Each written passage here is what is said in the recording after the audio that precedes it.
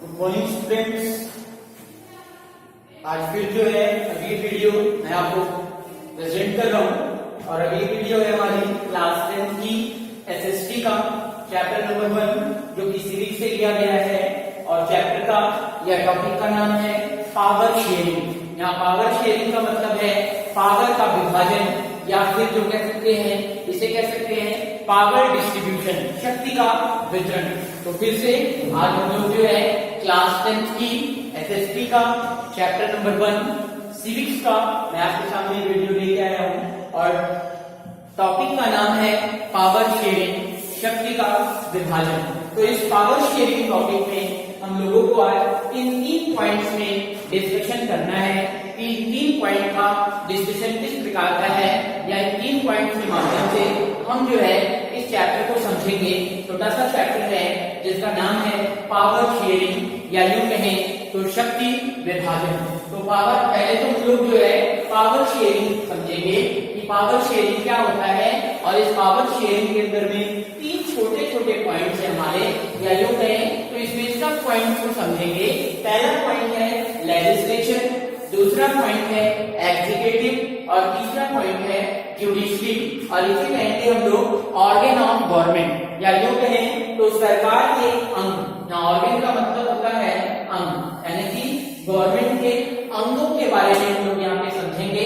इसे कहते हैं विधायिका, इसे कहते हैं कार्यपालिका और इसे कहते हैं न्यायपालिका। तो इन 3 चीजों के बारे में इस छोटे टॉपिक में समझेंगे। और उसके बाद पूरी बेल्जियम, दूसरा पॉइंट है हमारा बेल्जियम।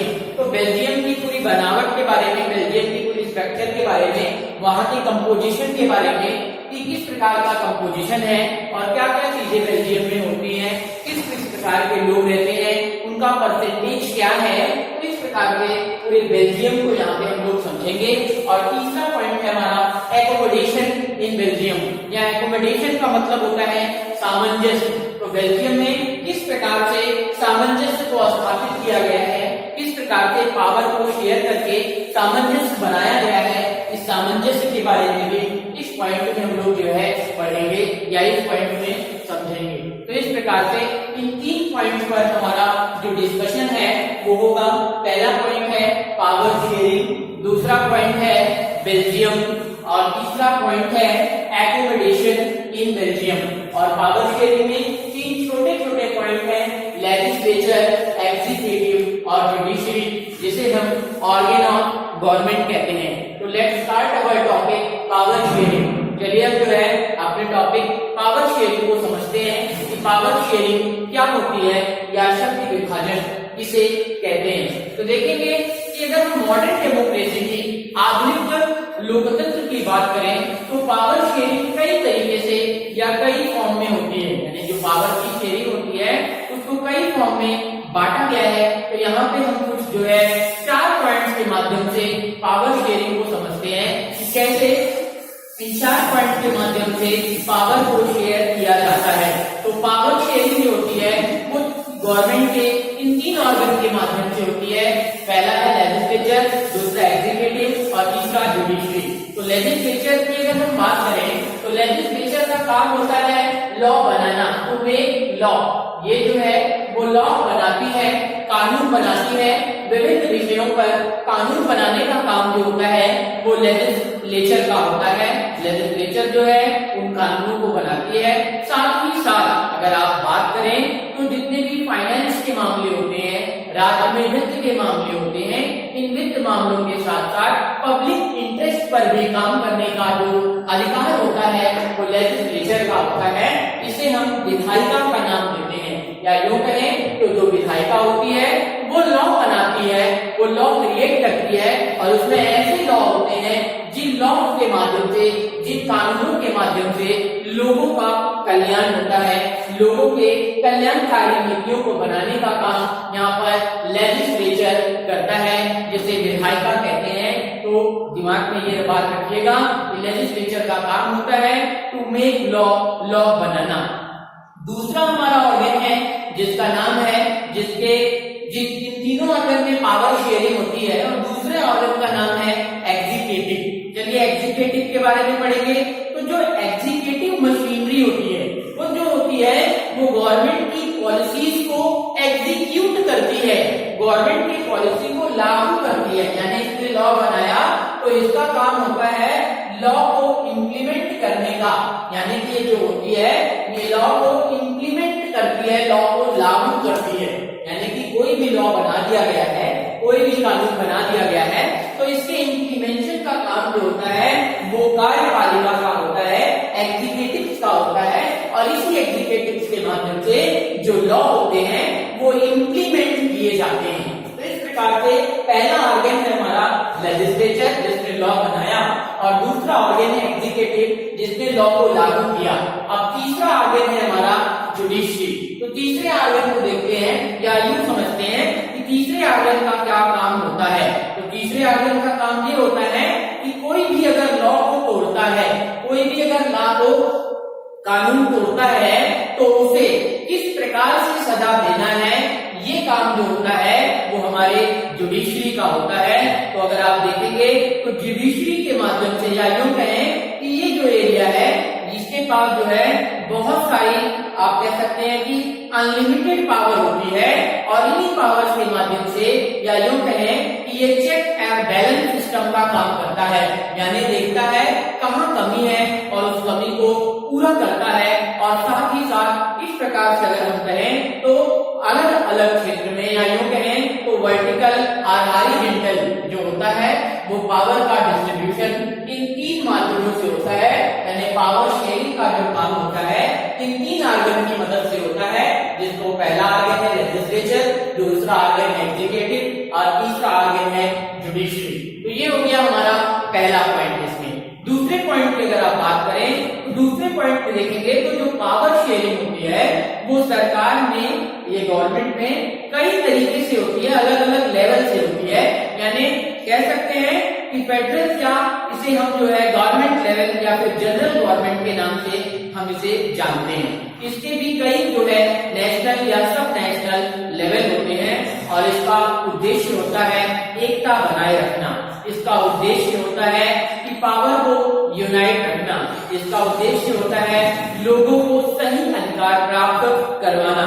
साथ ही साथ ये जो पावर होती है इसके कई लेवल स्पेसिफाई किए जाते हैं ताकि किसी भी प्रकार का कोई क्लैश ना हो, किसी भी प्रकार का कोई टकराव ना हो। यानी पावर डिस्ट्रीब्यूशन जो होता है वो इस प्रकार से किया जाता है कि किसी प्रकार का कोई विवाद ना हो। तो इसे हम जो है कहते हैं इस प्रकार का अगर पावर डिवीजन होता है तो इसे हम फेडरल डिवीजन कहते हैं। यानी ये जो डिवीजन होता है इस डिवीजन के माध्यम से हायर टू लोअर लेवल या यूं कहें तो ऊंचे से नीचे तक की जो है पावर का डिस्ट्रीब्यूशन सही तरीके से कर दिया जाता है। तो ये हो गया हमारा दूसरा पॉइंट। अगले में तीसरे पॉइंट में अगर आप देखेंगे या एग्जांपल एक ले लें तो जो हमारा इंडियन कॉन्स्टिट्यूशन है ये जो है दो यानी कि डुअल पॉलिटी यानी द्वैत जो है पॉलिसी का, जो द्वैत पॉलिसी के माध्यम से पावर का डिस्ट्रीब्यूशन करता है। यानी कि यहाँ पर अगर हम इंडियन कॉन्स्टिट्यूशन की बात करें तो जो पावर डिस्ट्रीब्यूशन होता है एक लेवल से दूसरे लेवल यानी सेंट्रल लेवल से स्टेट लेवल तक जो है पावर का डिस्ट्रीब्यूशन कर दिया जाता है। यानी केंद्र लेवल से राज्य लेवल तक पावर का डिस्ट्रीब्यूशन होता है। और इस प्रकार का पावर डिस्ट्रीब्यूशन होता है कि किसी भी प्रकार से कोई भी या यूं कहें किसी भी प्रकार से कोई संघर्ष ना हो, कोई कॉन्फ्लिक्ट ना हो। आगे तीसरे पॉइंट में देखेंगे तो जो पावर शेयरिंग होती है वो विभिन्न प्रकार से सामाजिक ग्रुप के माध्यम से भी होती है ताकि किसी को कोई धार्मिक आघात ना हो, या यूं कहें तो किसी प्रकार का कोई भाषाई आघात ना हो, किसी भी प्रकार से कोई भाषाई अव्यवस्था ना हो। साथ ही साथ जो कम्युनिटी या यूं कहें तो पावर शेयरिंग कम्युनिटी के माध्यम से भी होती है, और जो कम्युनिटी गवर्नमेंट होती है जैसे आप देखें बेल्जियम की बात करें तो यहाँ पे देखेंगे तो कई प्रकार के सोशल मैटर आपको नजर आएंगे, कई प्रकार के सोशल मैटर आपको नजर आएंगे। साथ ही साथ अगर कुछ देशों की बात करें तो वहां पर कुछ लीगल लॉ बनाए गए हैं जिससे समाज के जो दबे कुचले लोग हैं वो जो है या समाज के दबे कुचले लोगों के लिए सही निर्णय लिए जाए। यानी जो समाज में पिछड़े लोग हैं उनके लिए सही निर्णय किस प्रकार से लिया जाए, इसके लिए भी जो है कई प्रकार के लॉज जो हैं वो क्रिएट किए गए हैं, कई प्रकार के कानून जो हैं वो बनाए गए हैं। जिसे हम या यूं कहें तो बेल्जियम में कम्युनिटी गवर्नमेंट टाइप या कम्युनिटी गवर्नमेंट स्टाइल की जो है सरकार काम करती है, या जो पावर शेयरिंग होती है वो कम्युनिटी के आधार पर होती है, और कम्युनिटी के आधार पर यहाँ पर पावर शेयरिंग किया जाता है ताकि किसी भी प्रकार से कोई कॉन्फ्लिक्ट ना हो। साथ ही साथ अगले और लास्ट पॉइंट में देखेंगे तो जो पावर शेयरिंग होती है वो अलग अलग पॉलिटिकल पार्टीज के माध्यम से भी होती है, क्योंकि आपको पता है कि जो अलग अलग पॉलिटिकल पार्टीज होती हैं उनमें अलग अलग प्रकार का कंपटीशन होता है। वो किस प्रकार से गवर्नमेंट फॉर्म करती है, आपको पता है कि कंपटीशन के माध्यम से उनका गवर्नमेंट का फॉर्मेशन होता है। इसे हम मल्टी पार्टी सिस्टम का नाम भी देते हैं, और इस मल्टी पार्टी सिस्टम के माध्यम से कह सकें तो जो पार्टी होती है वो अच्छे भविष्य की बात करती है, यानी कि उनका जो पावर शेयरिंग होता है वो अच्छे तरीके से होता है।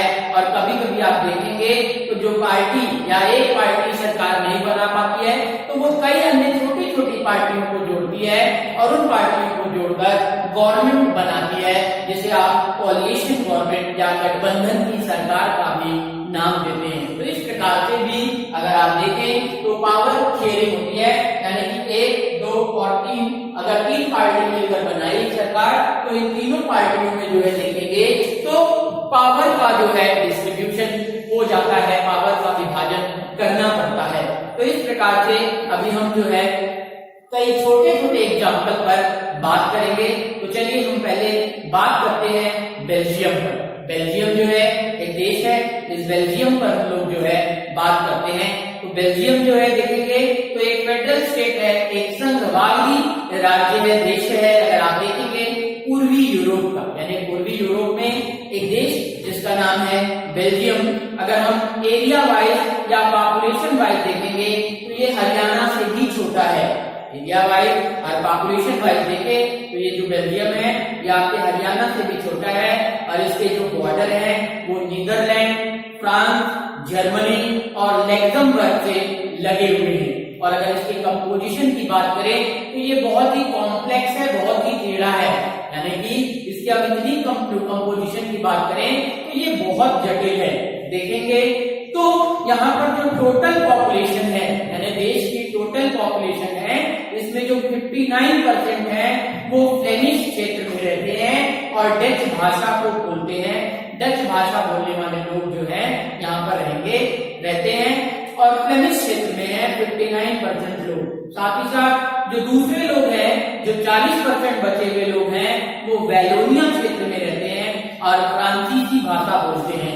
यानी कि 59% लोग देखेंगे और 40% लोग देखेंगे तो ये हो गया आपके 99% लोग, बचे 1% लोग। यानी 1% की अगर आप बात करें तो 1% के जो लोग हैं वो जर्मन है, यानी कि 1% स्पीक, यानी 1% के जो लोग हैं वो जर्मन भाषा को बोलने का काम करते हैं, जर्मन भाषा बोलते हैं।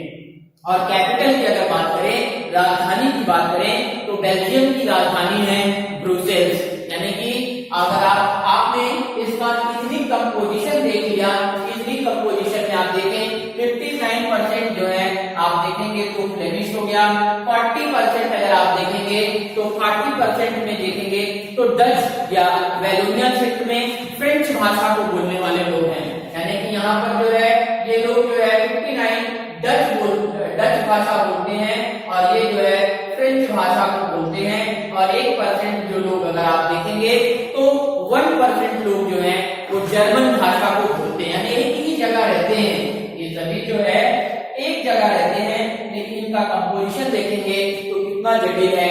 59% डच भाषा बोल रहे हैं, 40% फ्रेंच भाषा फ्रांसीसी भाषा बोल रहे हैं, और 1% बचे लोग जो है वो जर्मन भाषा को बोल रहे हैं। यानी कि देख रहे हैं कि किस प्रकार से जो है एक दूसरे से काफी अंतर यहाँ पे दिखाई पड़ रहा है, और इसकी जो राजधानी है वो है ब्रुसेल्स। इसके अलावा अगर आप देखेंगे तो 80% लोग फ्रेंच भाषा, 80% लोग देखेंगे तो यहाँ पर फ्रेंच भाषा, और 20% लोग देखेंगे तो डच भाषा बोलते हैं। और अगर हम माइनॉरिटी की बात करें तो यहाँ पर जो माइनॉरिटी है काफी रिच है, काफी पावरफुल है, यानी कि जो यहाँ पर अल्पसंख्यक लोग हैं, अल्पसंख्यक लोग काफी धनाढ्य हैं, काफी शक्ति संपन्न हैं। साथ ही साथ देखेंगे जिससे जो डच भाषा बोलने वाले लोग हैं, यानी आप देख रहे हैं 59% लोग डच भाषा बोल रहे हैं, तो डच भाषा बोलने वाले लोगों में काफी गुस्सा है। क्यों है? क्योंकि इनका विकास इनके आधार पर कम हो रहा है। 1% बोलने वाले लोगों का ज्यादा विकास है, लेकिन 59% बोलने वाले लोगों का कम यहाँ पर जो है विकास दिखाई पड़ रहा है। या यूं कहें तो पावर शेयरिंग जो है असमान है, पावर शेयरिंग जो है समान नहीं है। इसलिए जो है देखेंगे तो यहाँ पर कहीं ना कहीं कॉन्फ्लिक्ट आ जा रहा है, कहीं ना कहीं ऐसा मुद्दा है जिससे आपस में इनके कॉन्फ्लिक्ट हो रहे हैं। साथ ही साथ इस सोशल डिस्पारिटी से, इस सामाजिक जो है कह सकते हैं विविधता से डच और फ्रांसीसी समुदाय में जो है कह सकते हैं कि 1950 से 60 के बीच में काफी टेंशन बना हुआ है। और ये टेंशन देखेंगे तो ब्रुसेल्स में एक बड़ी प्रॉब्लम है।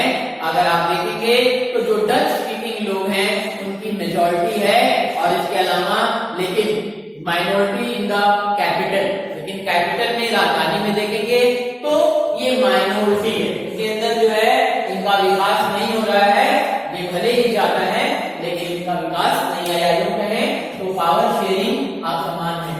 चलिए लास्ट पॉइंट पर हम लोग चर्चा करते हैं, जिसको कहते हैं अकोमोडेशन इन बेल्जियम, या यूं कहें तो किस प्रकार के बेल्जियम में सामंजस्य स्थापित करने की बात कही गई। तो जो बेल्जियम के लीडर थे, बेल्जियम के नेता थे, उन्होंने अलग अलग तरीके से रीजनल और कल्चरल डाइवर्सिटी देश में लाने की कोशिश की, लेकिन 1970 से 1993 के बीच में जो कॉन्स्टिट्यूशन का बेल्जियम का जो संविधान था उसमें 4 बार संशोधन किया गया। यानी अकोमोडेशन में देखेंगे तो 4 बार जो है संविधान में संशोधन किया गया। 4 बार जो संविधान में संशोधन की बात यहाँ पे कही गई, यानी 4 बार जो है अलग अलग प्रकार से इसमें संशोधन कर दिया गया। तो देखेंगे कुछ अरेंजमेंट बनाया गया संशोधन करने के बाद। चलिए देखते हैं किस प्रकार से एक ही देश में इतने अरेंजमेंट्स को लागू किया गया। तो चलिए उन जो है अरेंजमेंट को, 4 अरेंजमेंट को समझने की कोशिश करते हैं। तो जो कॉन्स्टिट्यूशन है यहाँ पे देखेंगे तो जो कॉन्स्टिट्यूशन है वो ये बताता है कि जो डच लोग हैं, जो फ्रांसीसी भाषा बोलने वाले लोग हैं और उनके जो मंत्री हैं वो इक्वल है, चाहे डच भाषा बोलने वाले हो चाहे फ्रांसीसी भाषा बोलने वाले हो। दोनों के जो मिनिस्टर हैं वो सेंट्रल गवर्नमेंट में उनका इक्वल स्थान है, यानी कि ये एक्स भाषा बोलने वाले हैं और ये वाई भाषा बोलने वाले लोग हैं, लेकिन दोनों देखेंगे तो दोनों जो है बराबर है। यानी डच भाषा बोलने वाले लोग और फ्रेंच भाषा बोलने वाले लोग, दोनों का सेंट्रल गवर्नमेंट में महत्व लगभग देखें तो समान है। साथ ही साथ देखेंगे तो कुछ स्पेशल लॉ बनाए गए हैं, कुछ स्पेशल कानून बनाए गए हैं, जिस कानून के माध्यम से जो मेजॉरिटी मेंबर हैं उन सभी को देखेंगे, या जो वहां का भाषाई आधार पर जो समुदाय है उनको जो है कह सकते हैं कुछ स्पेशल लॉ प्रदान किया गया है, कुछ एक स्पेशल कानून दिया गया है। इसलिए कोई भी no single community can take decision unitarily, यानी कोई भी यूनाइट होकर सिंगल डिसीजन नहीं ले सकता है। डिसीजन लेने के लिए सभी की आवश्यकता पड़ेगी। कोई अकेला समुदाय, चाहे वो फ्रांसीसी भाषा बोलने वालों का समुदाय हो चाहे डच भाषा बोलने वाले का समुदाय हो, कोई भी अकेले स्वयं निर्णय नहीं ले सकता है। ये पहले स्टेप में कहा गया। दूसरे स्टेप में देखेंगे तो जो स्टेट गवर्नमेंट है are not subordinate to the central government, या यूं कहें तो स्टेट गवर्नमेंट सेंट्रल गवर्नमेंट के समान नहीं है। More power of the central government has given to the state government, यानी सेंट्रल गवर्नमेंट की अपेक्षा स्टेट गवर्नमेंट को इन 2 क्षेत्रों में ज्यादा शक्तियां प्रदान की गई है। यानी कि जो स्टेट गवर्नमेंट है और जो सेंट्रल गवर्नमेंट है, दोनों में पावर का अलग अलग प्रकार से विभाजन यहाँ पे दिखाया गया है। स्टेट गवर्नमेंट के पास अलग पावर है और सेंट्रल गवर्नमेंट के पास अलग पावर है।